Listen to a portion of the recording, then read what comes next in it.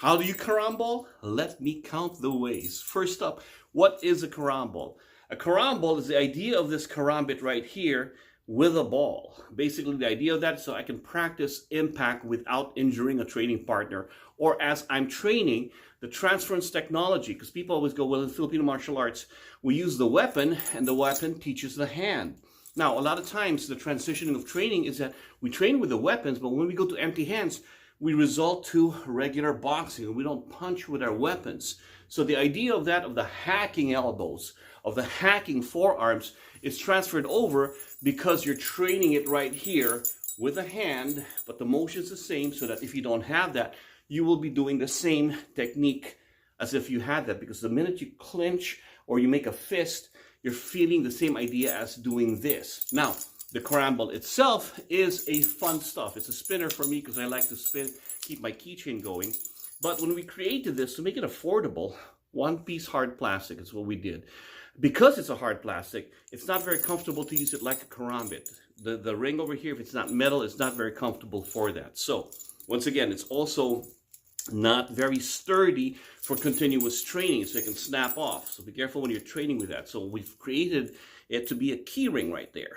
Now, with the added weight, it forces my hand not to sink in like a karambit.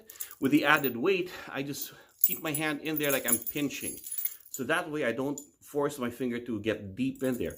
I'm like pinching here for more control. And the added weight gives me that flail right there. So the first move of the karamball is the idea of a flail and a flail. So what I'm doing here is basically just flailing into George's face right there. As you can see all the cuts there, George is not a happy guy. But nonetheless, it's about that initial flail. Now, as you see when I'm flailing, you can see my other counter hand is always doing something every time. That's because the motion here is a flailing on the low line and an elbow on the high line. Now, the elbowing here could be to protect my face. You want to punch my face? Boom. No, I'll give you something to punch. Hit a hard bone as I'm doing that. At the same time, distracting the low line strike right here or to the groin.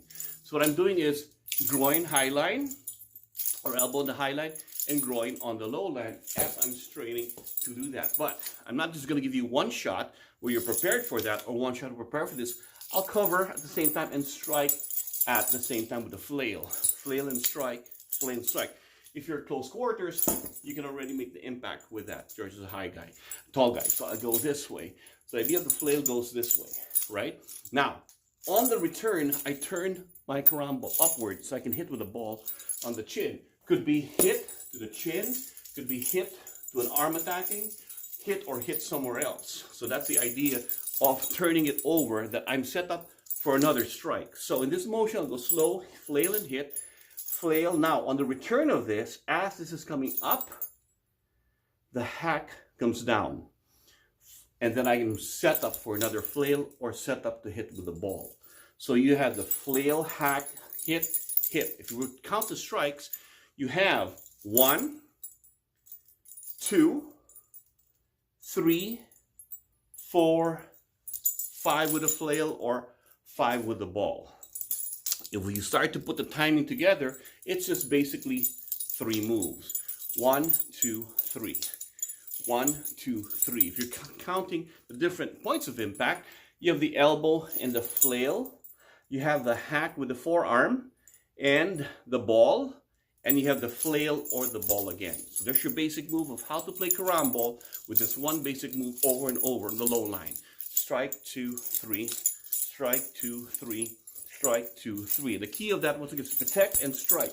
As you strike, you don't strike open, you can hit this way. As you strike, you don't get hit this way. You protect and hit. So it's often an offense and a defense all in 3 moves. Because every move is an attack. That's an attack. That's an attack.